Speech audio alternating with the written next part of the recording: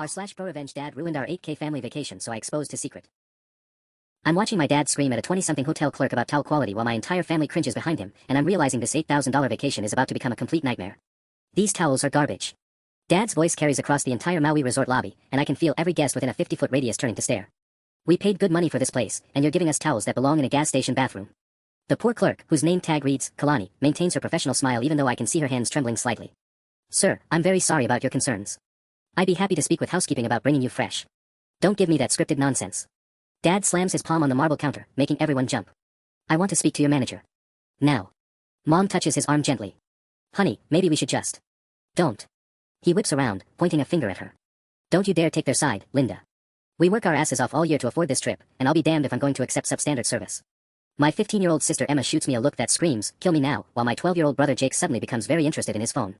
This is exactly how every family outing goes. Dad finds something to complain about, escalates it into a full-blown confrontation, then acts like we're the ones embarrassing him when we try to de-escalate.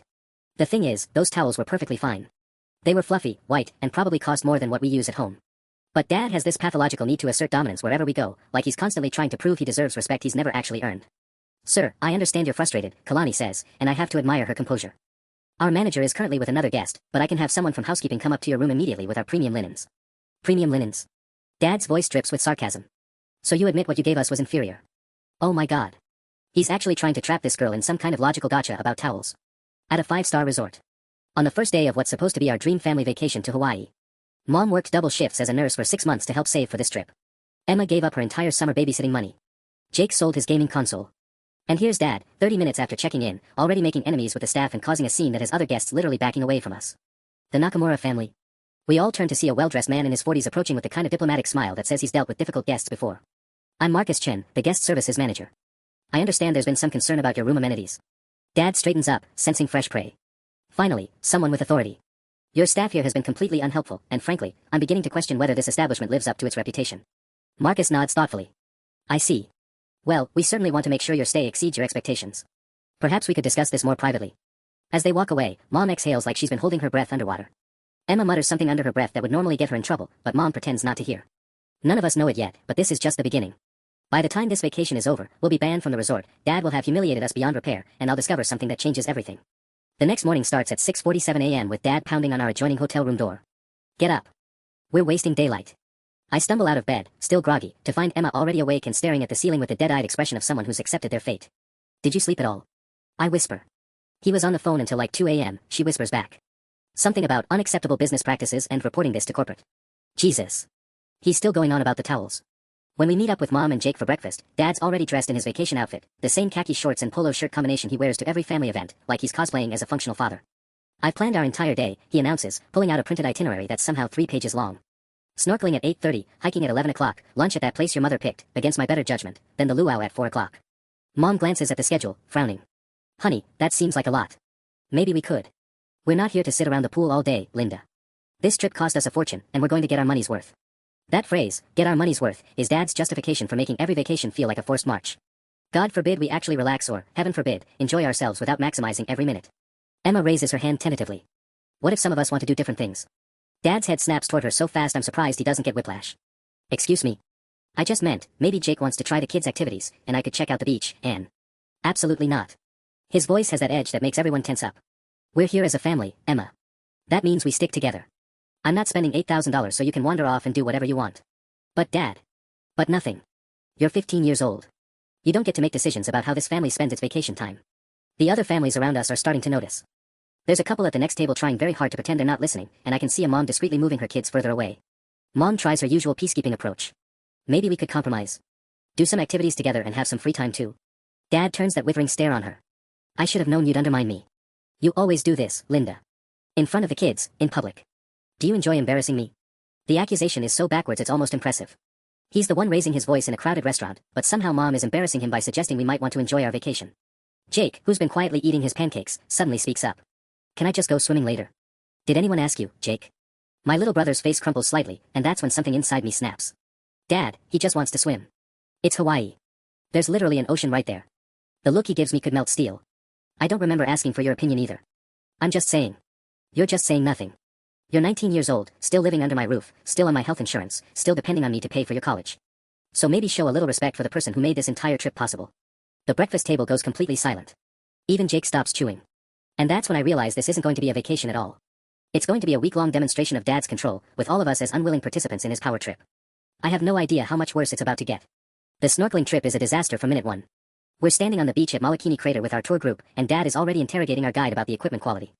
The poor guy, his name is Kai, is trying to explain the safety procedures while Dad interrupts him every 30 seconds. These masks look old, Dad announces loud enough for the entire group to hear.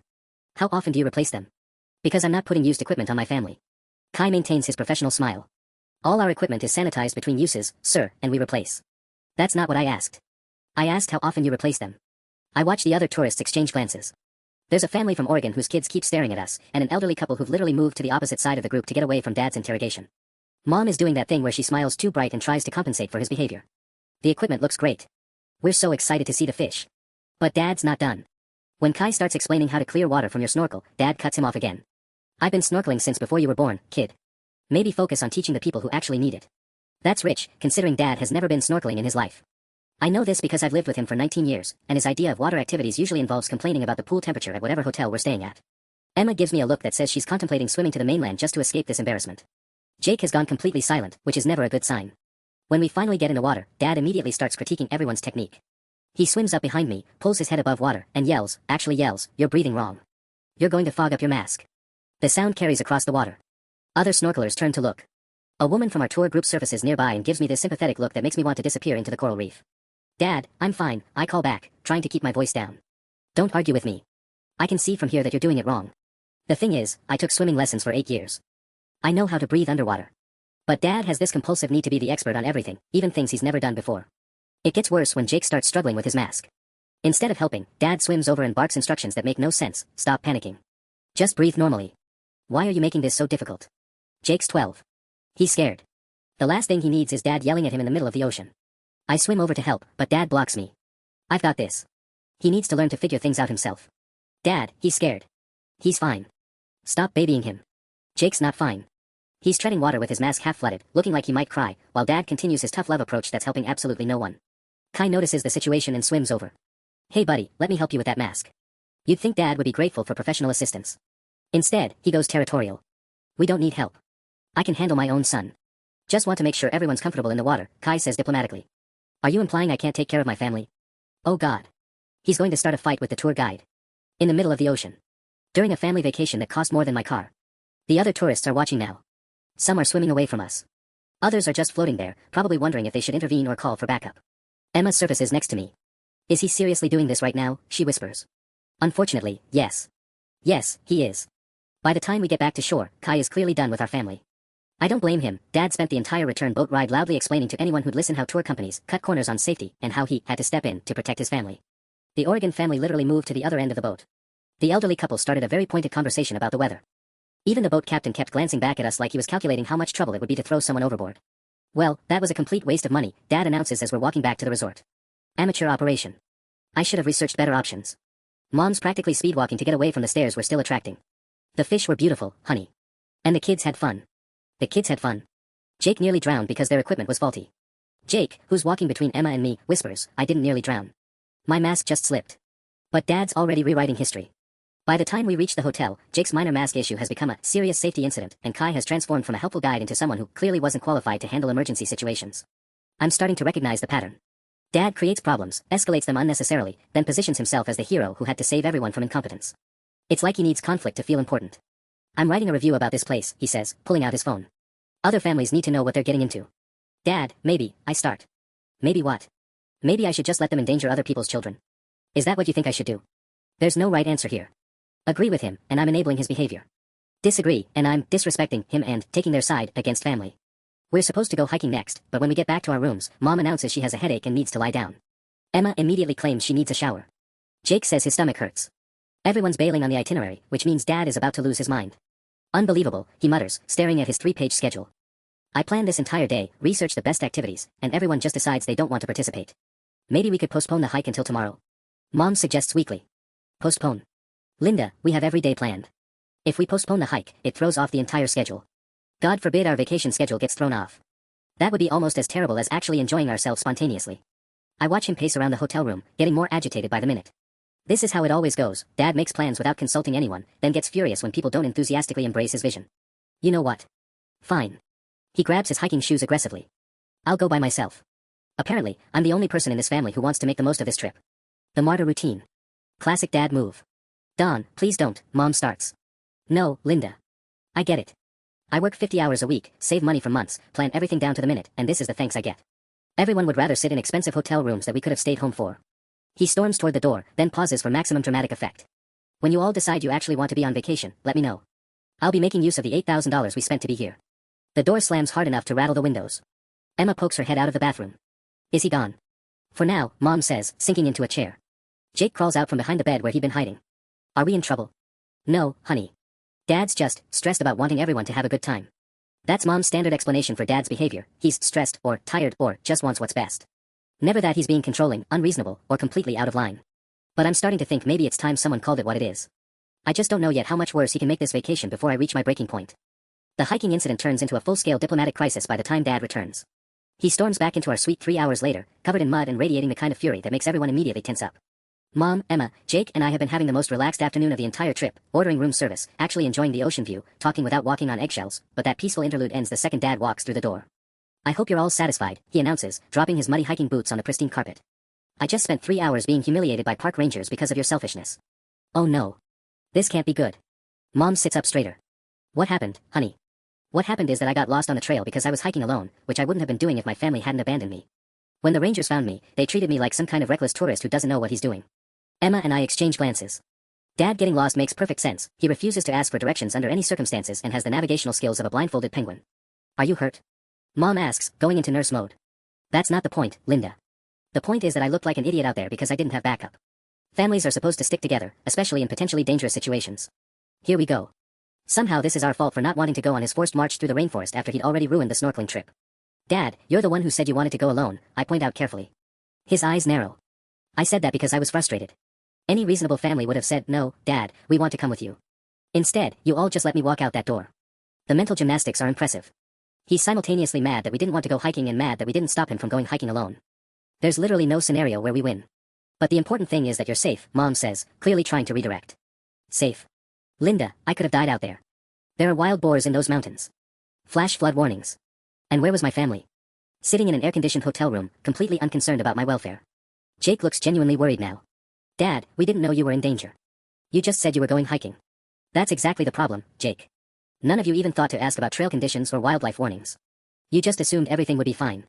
This is classic Dad, creating a crisis, then blaming everyone else for not preventing the crisis he created. It would be almost funny if it wasn't so exhausting. But then he drops the real bombshell.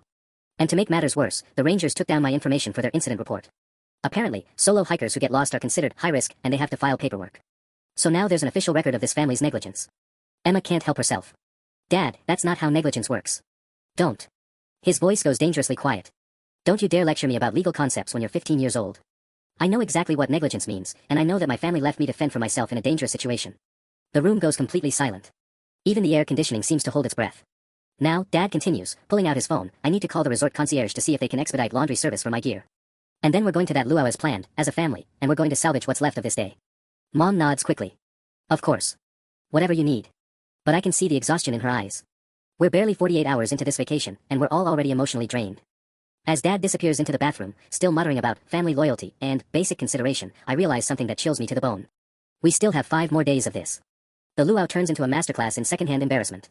We arrive at the resort's beachfront event space, and it's actually magical, tiki torches flickering in the ocean breeze, traditional Hawaiian music, the smell of Kahlua pig and poi wafting from the buffet.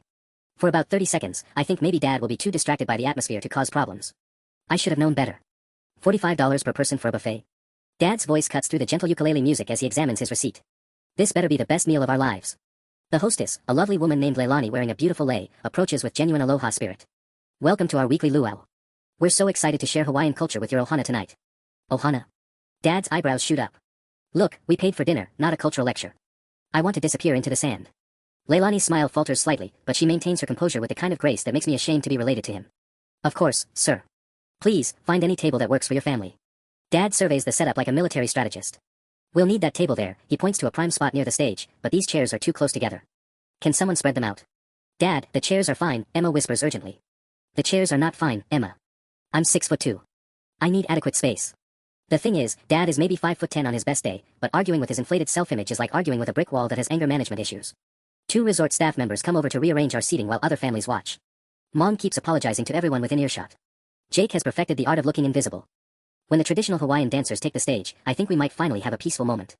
The performance is beautiful, graceful movements telling stories of ancient Hawaii, the dancers' costumes catching the firelight. Dad lasts exactly 4 minutes before the commentary begins. I don't understand what they're doing, he announces at normal conversation volume while the dancers are mid-performance. Is this supposed to be a story or just random movements? Shoo, Mom whispers desperately. I'm just saying, for $45, you'd think they'd provide some context. How are we supposed to appreciate this without explanation? The family at the table next to us, a nice couple with 2 young kids, starts giving us looks. The kind of looks that say, control your husband before we have to change tables. Dad, maybe they'll explain after, I whisper. They should explain during. This is just amateur interpretive dance without narration. A woman in front of us actually turns around and shushes him directly. Dad's face goes nuclear. Excuse me. He leans forward. Did you just shush me? Oh God. Oh no. This is happening. People are trying to watch, the woman says politely but firmly. And I paid the same amount as everyone else to be here. If I have questions about what I'm watching, I have every right to ask them. Her husband puts a protective hand on her shoulder. Maybe just keep it down a little. Maybe mind your own business. The dancers are still performing, but I can see them glancing toward our table. Other guests are turning to stare. A resort staff member starts walking in our direction. Mom grabs Dad's arm. Don, please. Let's just watch. No, Linda. I'm not going to be told how to behave by strangers. We paid for this experience, and part of that experience is being able to discuss what we're seeing. There's a difference between discussing and disrupting, the woman's husband says, his voice getting firmer. That's it. Dad's officially found his target for the evening. He stands up. Actually stands up during the performance. Are you calling me disruptive? Because I think you need to check your attitude before you start throwing accusations around. The music stops. The dancers freeze. Every single person at the luau is now staring at us. Leilani approaches quickly, still maintaining her professional smile despite the fact that my father is single-handedly destroying the cultural experience for 50 other guests. Sir, perhaps we could discuss this privately. There's nothing to discuss privately. These people seem to think they can police other guests' behavior, and I want to know if that's the kind of establishment you're running here. Emma is sliding down in her chair like she's trying to phase through the ground. Jake looks like he might actually cry. Mom is doing her rapid blinking thing that means she's fighting back tears. And I'm sitting here realizing that Dad isn't just having a bad vacation. He's actively trying to ruin it for everyone, us, other guests, the staff, anyone within his sphere of influence.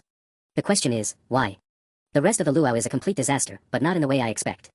After Leilani manages to diplomatically relocate the family Dad was harassing to a different table, basically rewarding his terrible behavior by making other people move, he suddenly transforms into Mr. Charming Family Man. See, he says, settling back into his chair like nothing happened. Sometimes you just have to stand up for yourself. Now we can all enjoy the show. The whiplash is incredible. 1 minute he's having a public confrontation that stops an entire cultural performance, the next he's acting like the reasonable one who solved everyone's problems. He even starts clapping enthusiastically when the dancers resume, calling out, beautiful. Absolutely beautiful, loud enough for the whole venue to hear. Other guests are still shooting us nervous glances, probably wondering if he's going to explode again. But what really gets me is how he starts narrating the performance for our table, the same thing he was complaining about them not doing 5 minutes ago. See, Jake. That movement represents the ocean waves. And Emma, look how they're telling the story of the fisherman with their hands. He's completely making this up. I can tell because his cultural insights sound like something from a tourism brochure, but he delivers them with total confidence. Jake and Emma nod along because what else can they do? Mom actually starts to relax, probably grateful that Dad's attention is focused on something other than finding problems. She even manages a genuine smile when he points out a particularly graceful dancer. That's when I realize something unsettling. Dad isn't consistently awful. He has these moments of being almost normal. Fun, even. It's like he flips a switch and suddenly remembers how to be a decent person. During the buffet, he chats pleasantly with the serving staff, compliments the food, and even makes a joke that gets one of the cooks to laugh. A tourist from Germany asks him about the poi, and Dad gives this surprisingly informative answer about traditional Hawaiian cooking methods. Your father seems to know a lot about local culture, the German guy says to me. I just nod, because what am I supposed to say? Actually, he was making a scene 20 minutes ago and everything he's telling you came from the resort brochure. But this is almost worse than when he's being openly awful. At least when Dad's in full tyrant mode, I can be straightforwardly angry at him. These glimpses of who he could be if he wasn't so determined to control everything just make me confused and sad. Emma seems to be having the same realization. Why can't he just be like this all the time? She whispers to me while Dad's enthusiastically discussing traditional fishing techniques with a family from Colorado. I don't have an answer for that. Maybe this is his normal, and the controlling behavior is just stress. Maybe he really does want us to have a good time and just doesn't know how to make that happen without micromanaging everything. Or maybe he's only pleasant when he feels like he's winning. As we're walking back to our rooms, Dad's practically bouncing with satisfaction. Now that was a real cultural experience, he announces. See what happens when you advocate for yourself. We ended up having a great time. His version of events is so divorced from reality that I wonder if we attended the same luau. In Dad's story, he heroically improved everyone's evening by addressing disruptive guests. The fact that he was the disruptive guest seems to have been completely erased from his memory. Thanks for standing up for us, honey, Mom says, and I can tell she's trying to reinforce his good mood. But I can't shake the feeling that something about tonight felt different. Not better, different. Like Dad was performing the role of happy family man instead of actually being happy.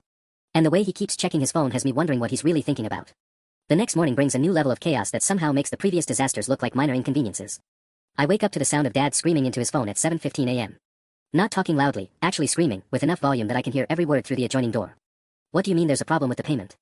I authorized that transaction weeks ago. Emma sits up in the bed next to mine, her hair looking like she stuck her finger in an electrical outlet. Is he seriously doing work calls on vacation? Before I can answer, Dad's voice gets even louder. No, I cannot call back during business hours. I'm in Hawaii. Figure it out. There's something about his tone that sounds different from his usual vacation complaints. This sounds genuinely panicked, which is weird because Dad never panics about work stuff. He thrives on that corporate drama. I hear him pacing around the next room, his voice dropping to an urgent whisper that's somehow more unsettling than the shouting. I can't make out the words, but there's a desperate quality that makes my stomach twist. When we meet for breakfast, Dad looks like he hasn't slept. His usual vacation uniform is wrinkled, his hair is disheveled, and he keeps compulsively checking his phone every 30 seconds. Is everything okay with work? Mom asks carefully. Everything's fine, he snaps, not looking up from his screen. Just incompetent people who can't handle simple tasks without constant supervision. But his hands are shaking slightly as he scrolls through what looks like a dozen missed calls and twice as many text messages. Whatever's happening back home, it's bigger than his usual office drama. Jake starts to ask about our plans for the day, but Dad cuts him off with a sharp gesture. Give me 5 minutes to handle this crisis, then we'll talk. He stalks away from our breakfast table, phone pressed to his ear, leaving the four of us sitting in awkward silence while other families enjoy their peaceful vacation mornings. Crisis. Emma mutters. What kind of work crisis can't wait 3 more days? That's when Mom's phone buzzes. She glances at it, frowns, then quickly shoves it back in her purse. But not before I catch a glimpse of the caller ID, Cheryl from work. Cheryl never calls Mom during her time off. Ever. In fact, I don't think Cheryl has called our house more than twice in my entire life. Mom, what's? It's nothing, sweetie. Probably just a scheduling mix-up. But Mom's doing that thing where she won't make eye contact, and her voice has gone up half an octave. 2 phone emergencies in one morning feels like more than coincidence. Dad returns 10 minutes later looking somehow even more agitated. We need to go back to the room. Now. But we just ordered, Jake starts. Now, Jake. The walk back to our suite is tense and silent. Dad's practically speedwalking while typing furiously on his phone. Mom keeps glancing at her purse like it might explode. Emma and I trail behind, exchanging worried looks. Once we're behind closed doors, Dad immediately disappears into the bedroom and shuts the door. Within seconds, we can hear him on another call, his voice muffled but clearly agitated. Mom sits heavily on the couch, staring at her phone. Mom, what's really going on? I ask. She looks up at me with an expression I've never seen before, like she's scared and confused and trying very hard not to fall apart. I don't know, honey. Cheryl said something about needing to verify some information with me, but she wouldn't say what it was about over the phone.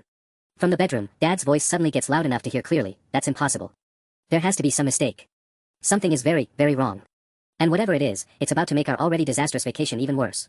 The phone crisis explodes into something much bigger when hotel security shows up at our door an hour later. Mom answers the knock to find 2 serious-looking men in resort uniforms, and my stomach immediately drops to somewhere around my ankles. Mrs. Patterson. We need to speak with your husband about an incident at the business center. Dad emerges from the bedroom looking like he's aged 5 years in the past hour. His face is pale, his shirt is soaked with sweat, and he's gripping his phone so tightly his knuckles are white. There's been a misunderstanding, he says quickly. I can explain everything. The taller security guard, his name tag reads, Director of Guest Services, maintains that neutral expression hotel staff use when they're about to deliver bad news. Sir, we've received multiple complaints about disruptions in the business center. Apparently, there was shouting, aggressive behavior toward other guests, and... He pauses, consulting his notes, an attempt to use resort resources for unauthorized purposes. What the hell does that even mean? Dad's face cycles through several emotions before settling on indignant anger. I was handling a business emergency. I have every right to use the facilities we paid for. The business center is shared space, sir. Other guests reported feeling intimidated by your behavior. And according to our IT staff, you attempted to access files on the resort computers that required administrative privileges. Emma shoots me a look that says, what kind of files need administrative privileges? I'm wondering the same thing. I was trying to resolve a situation that couldn't wait, Dad says, his voice getting that dangerous edge. Sometimes adults have responsibilities that take priority over vacation schedules. But Mom steps forward, and her voice is shaky in a way that makes everyone pay attention. Dawn, what files were you trying to access? The silence that follows is deafening. Dad stares at Mom like she's just asked him to confess to murder. The security guards wait patiently while Jake moves closer to Emma, probably sensing that something much bigger than a business center incident is happening. It's complicated, Linda. I'll explain later. No. Mom's voice gets stronger. Explain now. In front of everyone. What files were so important that you had to terrorize other hotel guests to access them? That's when I notice Dad's hands are trembling. Not from anger, from something else entirely. Fear, maybe. Panic. Mrs. Patterson, the second security guard says gently, perhaps this conversation would be better held privately. But Mom shakes her head, still staring at Dad with an expression I've never seen before. Like she's seeing him clearly for the first time. Dawn, I got a call from Cheryl this morning. She said someone from corporate was asking questions about our joint accounts. She wanted to verify some transactions with me. Mom's voice is deadly quiet now. What transactions, Dawn? The color drains completely from Dad's face. Linda, we can discuss this later. What transactions? The security guards are clearly realizing they've walked into a domestic situation way above their pay grade, but they can't exactly leave now.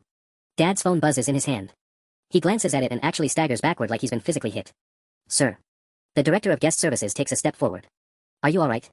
Dad stares at his phone screen for a long moment, then slowly looks up at Mom with an expression of pure terror. Linda, I can explain everything. But not here. Not like this.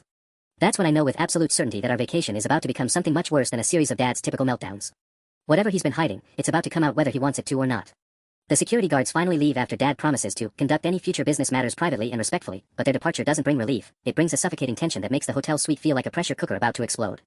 Mom stands in the middle of our living area, still holding her phone, staring at Dad like she's trying to solve a puzzle where half the pieces are missing. The kids should go to the pool, she says quietly, not taking her eyes off him. Mom, we don't need to, I start. Go to the pool. Her voice has a steel edge I've never heard before. Take your brother and sister. Now. Emma grabs Jake's hand without argument. Even she can sense that whatever's about to happen between our parents isn't something we should witness. But as we're heading toward the door, Dad's phone rings again, and the ringtone makes him flinch like he's been slapped. He stares at the screen, his face going from pale to gray. I have to take this. No, Mom says firmly. You have to talk to me first. Right now. Before you take another call or send another text or disappear into that bedroom again. Linda, please. Just give me 5 minutes to explain the transactions, Don.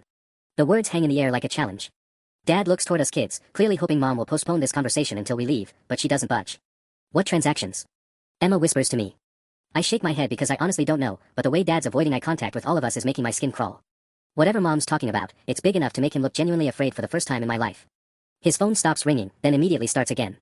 Same ringtone, same flinch. That's work, he says desperately. I have to. Your work doesn't call 15 times in 2 hours unless something's seriously wrong, Mom interrupts. And Cheryl said corporate was asking about our personal accounts, Don. Our personal accounts. The pieces start clicking into place in my head, though I don't want them to. Dad's been stressed about money lately, complaining about the cost of everything from my college tuition to Emma's school supplies. But we still took this expensive vacation. We still have the nice house, the 2 cars, his golf club membership that he never shuts up about. Unless we don't actually have those things anymore.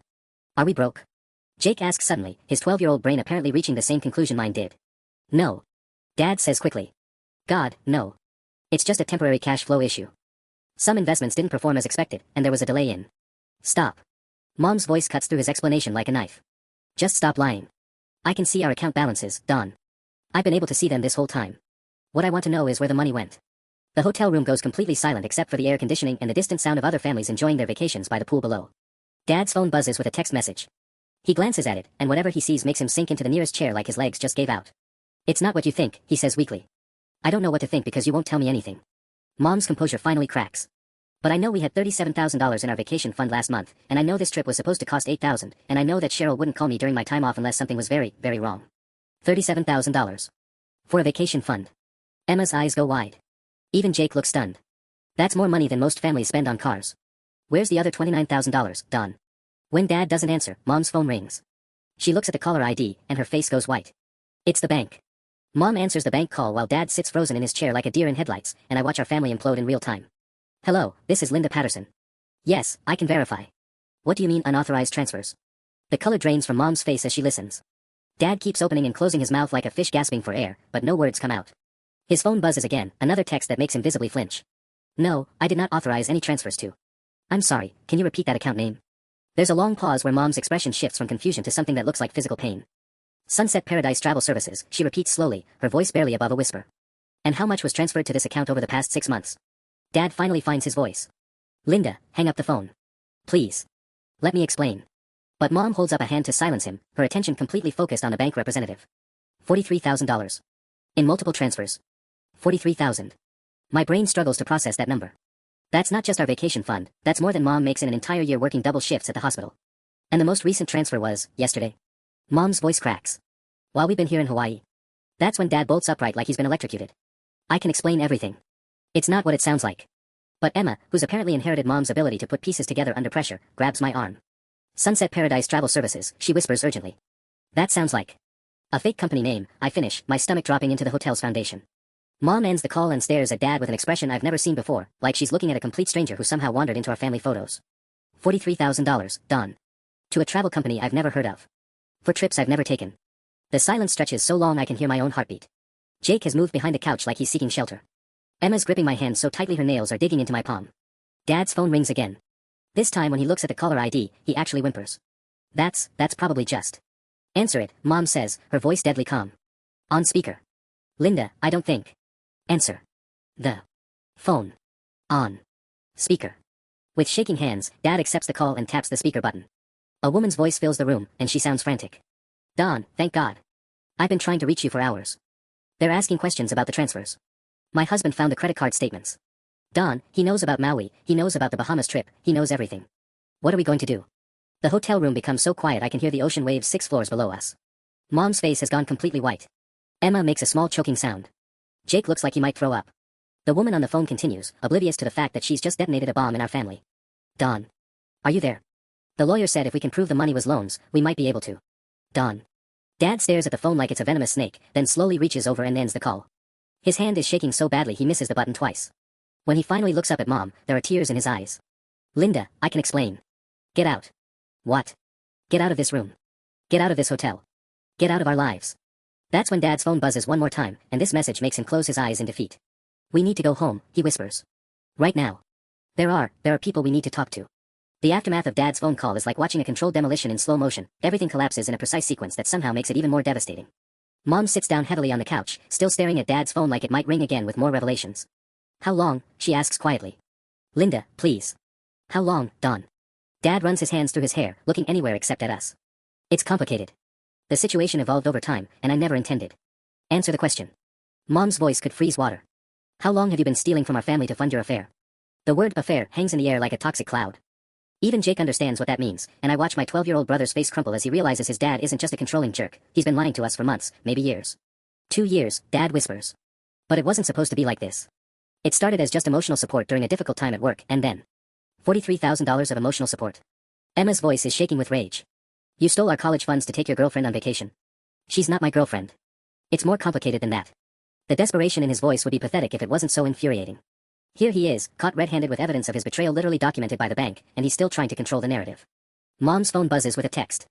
She glances at it, and her expression shifts from heartbroken to something much more dangerous. That's my sister, she says slowly.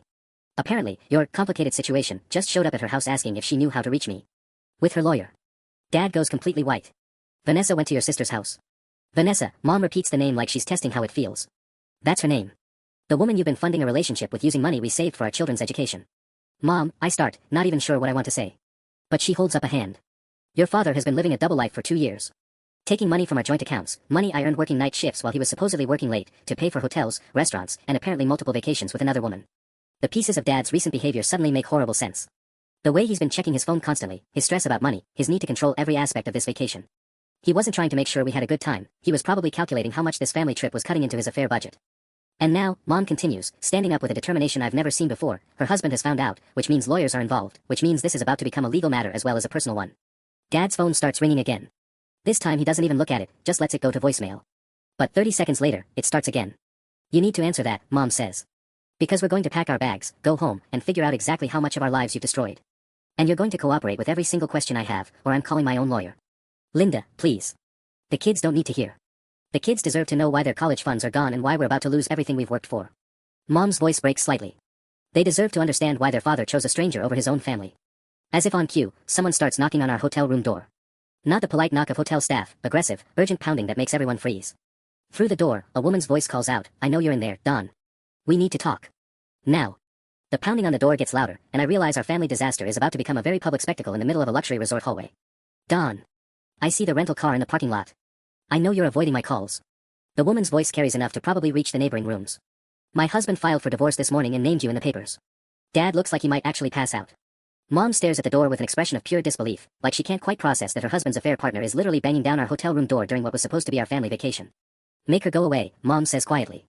Right now. I can't just. Bang bang bang. Don, they froze our joint account.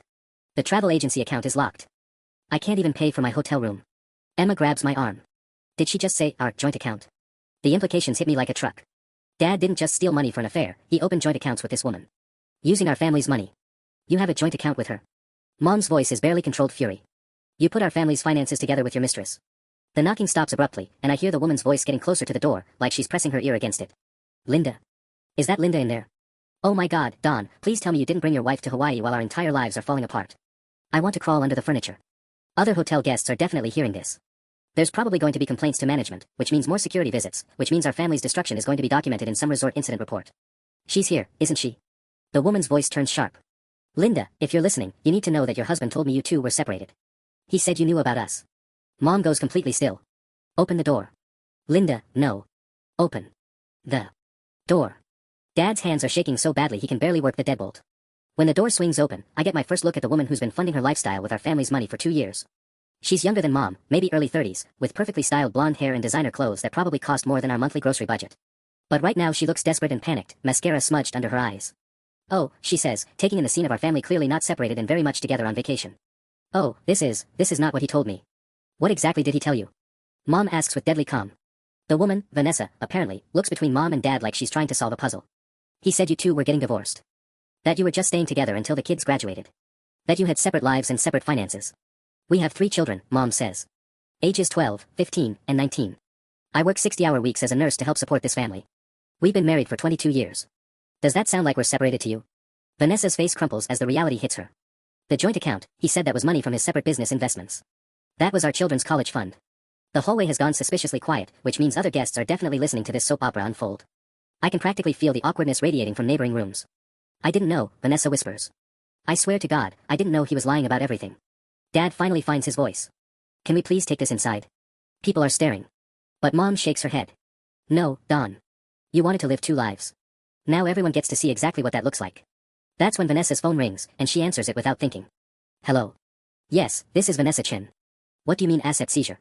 The phone call that Vanessa takes in our hotel doorway somehow makes everything 10 times worse, which I didn't think was mathematically possible at this point. What do you mean asset seizure? She repeats into her phone, her voice getting higher with each word. You can't just freeze everything without notice. Dad tries to pull her inside the room, but she swats him away while pacing in the hallway. Other guests are definitely watching now. I can see someone's door cracked open 3 rooms down, and a family with kids has slowed their walk to the elevator to practically a crawl so they can eavesdrop. No, I don't understand, Vanessa continues. The travel business is legitimate. We provide actual services. Mom and I lock eyes across the room. Travel business. Mom mouths silently. This keeps getting worse. Not only has Dad been having an affair funded by our money, but apparently he's been running some kind of business with this woman. Using our family's finances. A travel business, Mom says out loud, her voice deadly quiet. Don, please tell me you haven't been using our money to start a business with your girlfriend. It's not like that, Dad starts. What do you mean money laundering? Vanessa suddenly shrieks into her phone. The entire hallway goes dead silent. Even the family that was pretending to wait for the elevator stops moving entirely. Money laundering. The words hit me like a physical blow. This isn't just an affair or even financial infidelity anymore. This is potentially criminal. Dad lunges forward and grabs Vanessa's phone. Give me that. But she holds it away from him, still listening to whoever's on the other end. Are you saying we could go to jail? Because of the account transfers. Give me the phone. Dad shouts, and his voice echoes down the hallway loud enough that I'm pretty sure the people on the floor below us heard it. That's when hotel security reappears, moving fast down the corridor with backup this time. The same director of guest services from earlier, plus 2 additional security guards and someone in a suit who looks like management. Folks, we're going to need you to take this conversation inside your room, the director says firmly. We've received multiple noise complaints, and we have other guests to consider.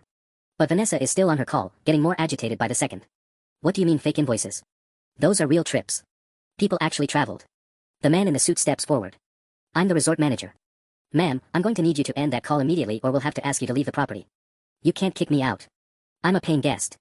Actually, Dad says weakly, her room charges are going to my. He stops mid-sentence, realizing what he's about to admit. Going to your what? Mom asks dangerously. The resort manager is clearly putting the pieces together faster than any of us. Sir, are you saying you're financially responsible for this guest's accommodations as well as your family's? It's complicated, Dad mumbles. It's fraud, Vanessa says suddenly, having apparently gotten more information from her phone call. The lawyer says if the business accounts were funded with money that wasn't legitimately ours, and if we created fake documentation for tax purposes, it's fraud. Emma grabs my hand so hard I think she might break my fingers. Dad could go to prison, she whispers. The security team is exchanging glances that suggest this situation has escalated beyond their normal guest relations training. The resort manager pulls out his radio and steps aside, speaking in low tones that probably involve words like authorities and incident report. Don, Mom says, her voice shaking now, what exactly have you done to our family? Before Dad can answer, Vanessa's phone rings again. She looks at the caller ID and her face goes completely white. That's the IRS.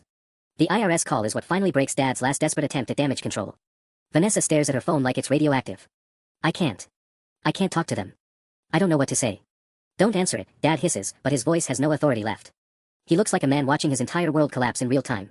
But Mom steps forward with a determination that makes everyone, security guards included, take notice. Answer it. On speaker. Right here, right now. Linda, please. No. Mom's voice cuts through his plea like a blade. We're done with secrets. We're done with lies. Our children deserve to know exactly what you've destroyed. The resort manager clears his throat. Folks, I really think this conversation needs to happen in private. Nothing about this has been private, Mom interrupts, gesturing toward the hallway full of gawking guests. My husband has been stealing from our family for 2 years to fund his affair and apparently some kind of fraudulent business scheme. Our kids' college funds are gone. Our savings are gone. And now the IRS is calling. She turns back to Vanessa. Answer the phone. With shaking hands, Vanessa accepts the call and hits speaker. A professional voice fills the hallway. Ms. Chen, this is Agent Rodriguez with the Internal Revenue Service. We need to discuss some irregularities in your business filings for Sunset Paradise Travel Services. The security guards exchange glances. The resort manager starts speaking into his radio again. Other guests aren't even pretending not to listen anymore. There's a small crowd gathering at what they probably think is a safe distance. What kind of irregularities? Vanessa asks weakly. We've identified approximately $78,000 in transfers to your business account from sources that don't match the income documentation you provided. We're also seeing expense reports for travel services that appear to be personal in nature. $78,000. I feel physically sick. That's not just our vacation fund, that's probably our emergency savings, maybe money from Mom's retirement account. Additionally, Agent Rodriguez continues, we've been contacted by a bank regarding potentially fraudulent account activity. Mr. Donald Patterson's financial institution flagged multiple large transfers as suspicious. Dad finally speaks up, his voice barely above a whisper. This is Don Patterson. I can explain. Mr. Patterson, you'll need to come in for questioning. Both of you will. We're opening a formal investigation into tax evasion and potential fraud. The words hang in the air like a death sentence. Tax evasion. Fraud. The kind of charges that come with prison time and destroyed futures. Emma starts crying silently. Jake looks like he might throw up. Mom just stands there, taking it all in with the composure of someone who's moved past shock into pure, cold fury. When do you need us to come in? Dad asks. Immediately. We're issuing a temporary freeze on all associated accounts pending investigation. All associated accounts. That means whatever money we have left, if there's any left, is now locked up by the federal government. The call ends, and the hallway falls into complete silence except for Emma's quiet sobbing. The resort manager steps forward diplomatically. I think it would be best if all parties checked out today. We'll waive any early departure fees given the circumstances. Dad nods numbly. We understand. But Mom looks at him with an expression of absolute finality. No, Don. You understand. We're going home, but not together. When we get back, you're going to find somewhere else to live while I figure out how to rebuild what you've destroyed. She turns to us kids, her voice softening. Pack your bags. We're leaving this place, but we're going to be okay. Somehow. As we head back into our room, I hear Vanessa behind us, frantically trying to call someone, probably a lawyer. Dad follows us inside, but he moves like a ghost, like he's already gone. And for the first time in days, despite everything being completely ruined, I actually believe Mom. We're going to be okay.